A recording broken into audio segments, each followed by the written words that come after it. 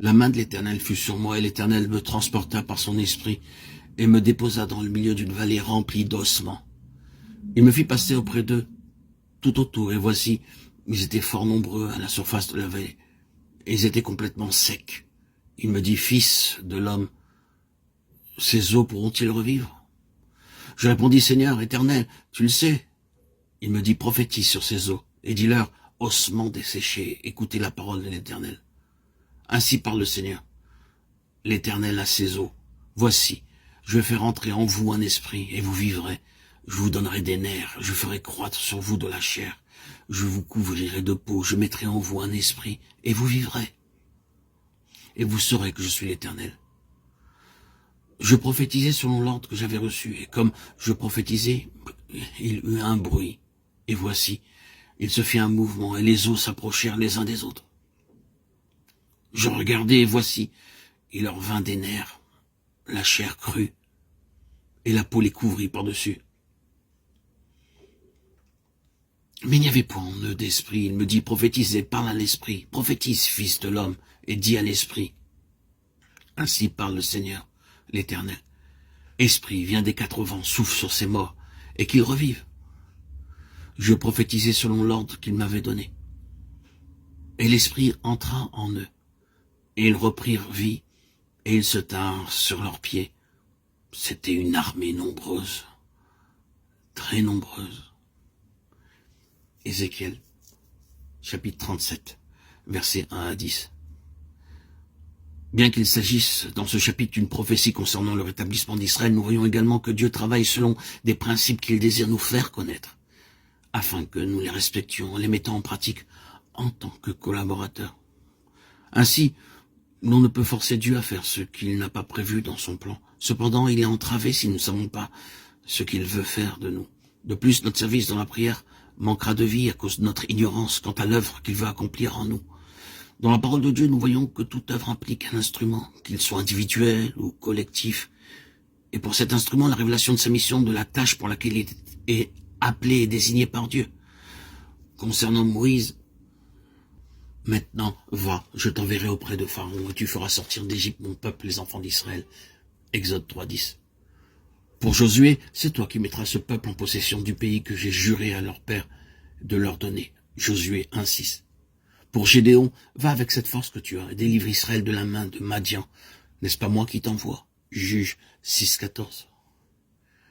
Il est très important de se savoir dans le plan divin, dans un mouvement de Dieu, avec le témoignage que nous travaillons, un détail de son plan qui nous a été révélé. Cela apporte de la croissance spirituelle, produit une grande assurance et de l'autorité dans la prière, qui devient un réel travail, étant un avec lui dans son plan et dans son fardeau qu'il partage avec nous. Et nous expérimentons également que nous pouvons lui demander d'accomplir par l'Esprit ce qui a été révélé.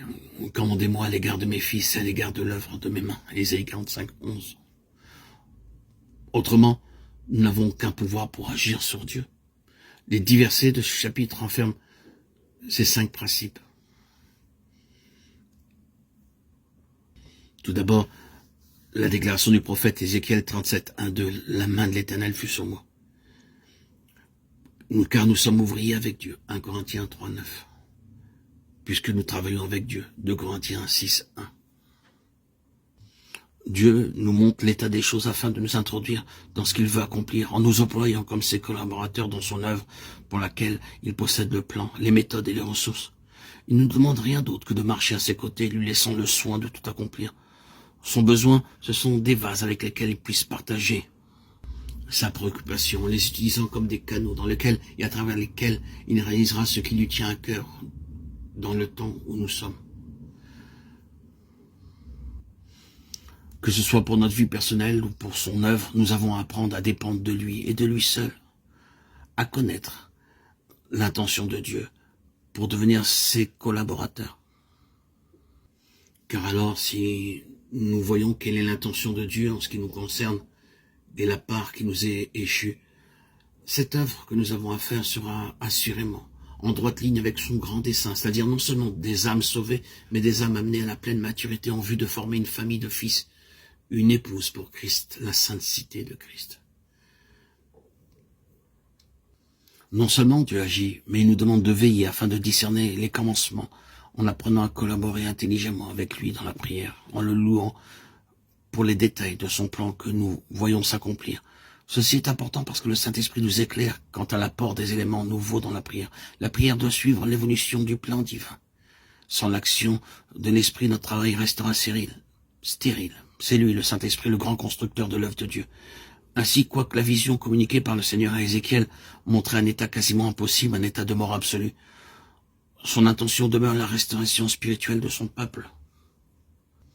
En ces jours, bien que l'état de l'Église nous est révélé dans Apocalypse 3 comme malheureux, misérable, pauvre, aveugle et nu, le Seigneur veut maintenir son témoignage sur la terre et selon Jérémie 3, 14, 15, il déclare « Je prendrai l'un d'une ville, deux d'une famille, je la ramènerai dans Sion et je leur donnerai des bergers selon mon cœur, qui les paîtront avec sagesse et intelligence. » Ce passage montre de façon évidente l'œuvre que Dieu accomplit en ces jours.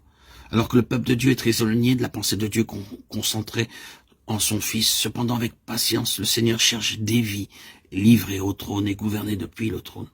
Quoique le travail s'accomplisse par l'Esprit, Dieu réclame cependant des vases dans lesquels il révélera son besoin et placera son fardeau pour son témoignage.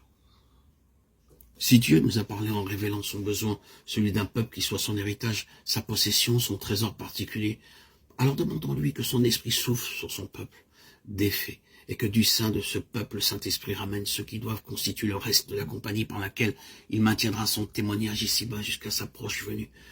Que le Seigneur nous trouve parmi ce petit reste. Amen. Alléluia. Gloire à Dieu au plus haut des cieux et paix sur la terre aux hommes qu'il aime. À toi, Seigneur, tout honneur, toute gloire pour les siècles des siècles, ni par puissance, ni par force, mais par mon esprit. Zacharie 4, 6. Que nous puissions être son trésor et marcher par et son esprit.